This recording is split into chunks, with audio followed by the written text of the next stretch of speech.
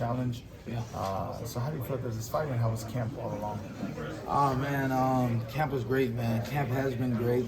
I'm just happy that it's here now. I'm ready to show and prove. I don't got much talking to do. Virgil's not that type of fighter, anyways. He's not gonna sit up here and try to naysay or name call or nothing like that. We're gonna let our skills and our hands do the talking. So the time is here. We got this nice, beautiful belt on the line. We got the WBC, this is the Dia de los Muertos belt right here, and then we got the WBC interim title on the line as well. So everything is just aligning well. This is a great show. I'm happy to be in Fort Worth, Texas. Every time I've been here in Texas, I've came away with a vicious knockout. So, I'm looking to keep the streak going. I'm looking to just come out here and give it my all. It's been a great camp. I'm with K Karoma now. Me and K, we worked for the past 9-10 weeks. And we're more than prepared. Got all types of sparring, got all types of styles, different weights. I'm ready, I'm prepared. Eric, so you were talking about your skills for this fight, for facing Virgil Ortiz. What is your opinion? You are the biggest foe of his life? Where's my what? You are the biggest foe of his life? Okay, yeah, I believe so. Yeah. Those other guys that he fought at 154, they're good. Chuck, he's good. Majimov, he's good, but they don't do everything I do. Those guys are good fighters, but they haven't faced the competition I face. Even though Majimov has faced Terrence Crawford, I'll give him that. But that was the only guy he faced. And Chuck didn't face any competition like myself. I faced the top guys, and I could box, I could bang, I could do it all in the ring. So this is a huge test for Virgil Ortiz, and not just for him, but for me as well. They got him, Ring Magazine has him as #1 in the rankings right now, and this is big for me because I know when I beat him, they'll put me as #1 at 154 pounds. You're ready to steal the show, right? Say it again? You are ready to steal the show. Absolutely. Lubin, Kevin Garcia, aka the Puerto Rican Kid KG. Obviously, we know the magnitude of a W in this fight for you. Like you just said, the ranking, where it puts you, the path it puts you on. When we look at your last 3 fights, when you've been on the comeback trail, you got 3 dubs, you got a TKO, all tough opponents, unbeaten guys. I think sometimes people forget you're just 30 years old. It seems like you've been here for a while. You got a lot of season, a lot of experience. When you think about your career, do you regret any of the decision making because you took challenges that most wouldn't have taken earlier on?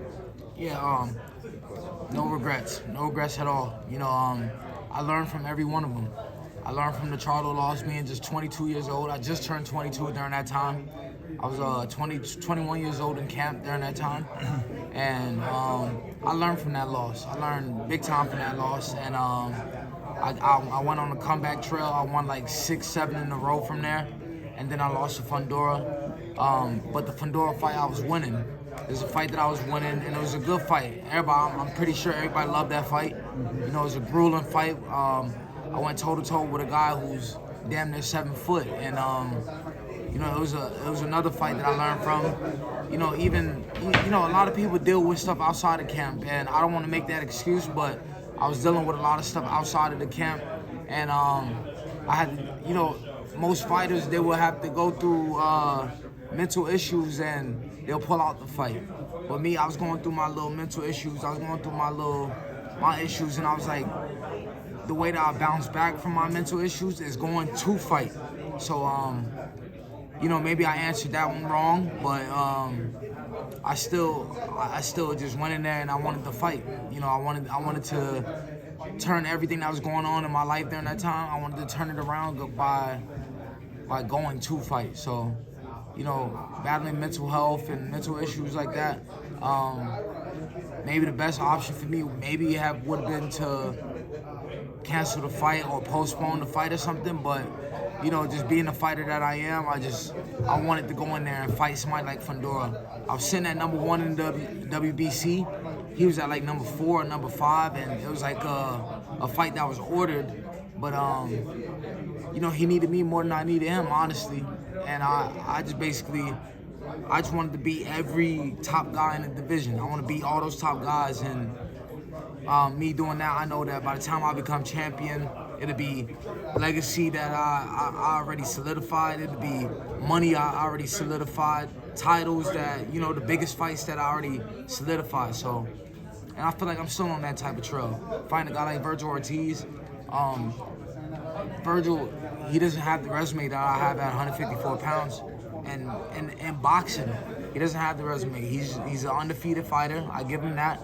He's an undefeated fighter, but he doesn't have the resume I have. And if you ask me, he needs me more than anything. You know, a guy like myself, a guy with my resume, a guy that's been here, a guy that's been at the top.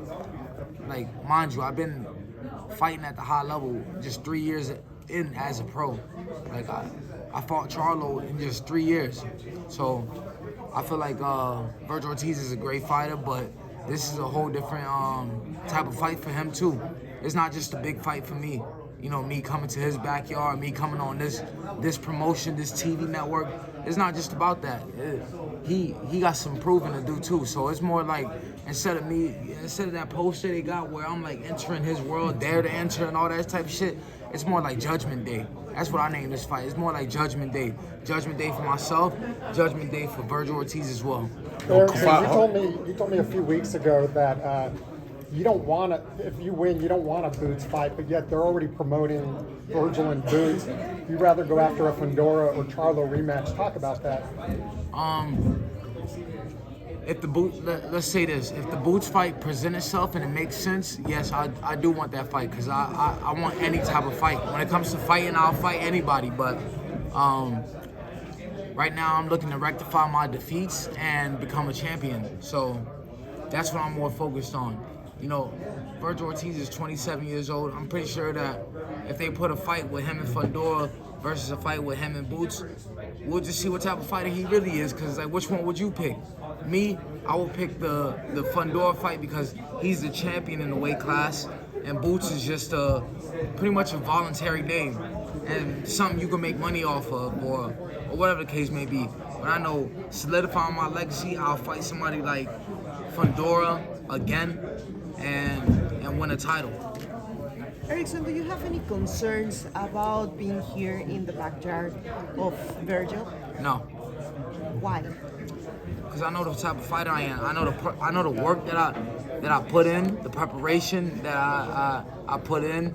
So I know I'm just ready. I'm ready. Like, when it comes to fighting somebody,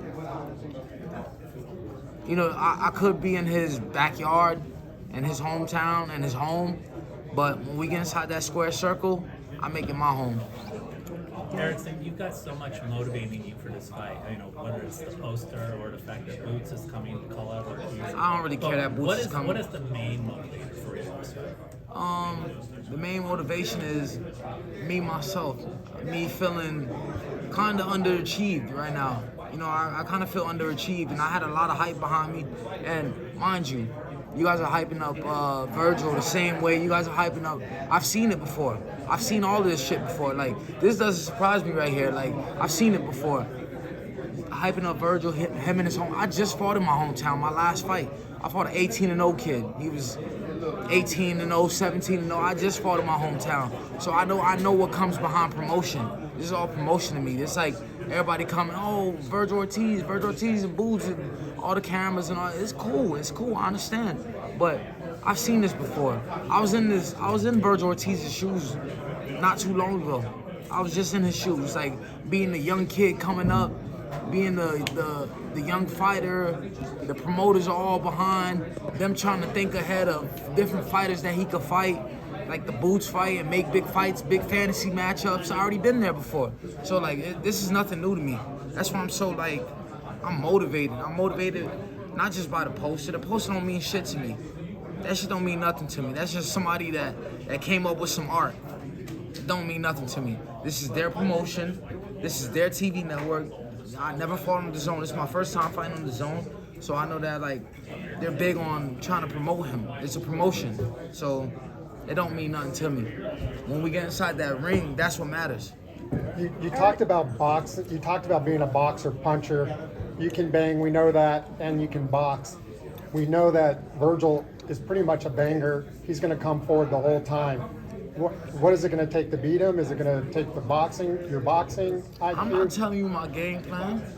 You gotta spectate. You gotta be a fan that night. You gotta watch, man. I can do both. You know I can do both. So it's either he's gonna get pushed back or I'm gonna box him. It ain't nothing else to it. Those are basically only the two styles in boxing. So I'm either coming with both or I'm coming with one or the other.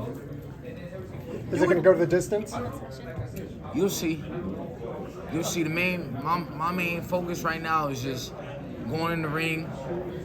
Well, first making weight, then going in the ring, and whatever the game plan is, we just execute. Thank you. Thank you, Erickson. Thank you. Good luck, Erickson. Thank you, Jay. Thank you. Thank you, guys.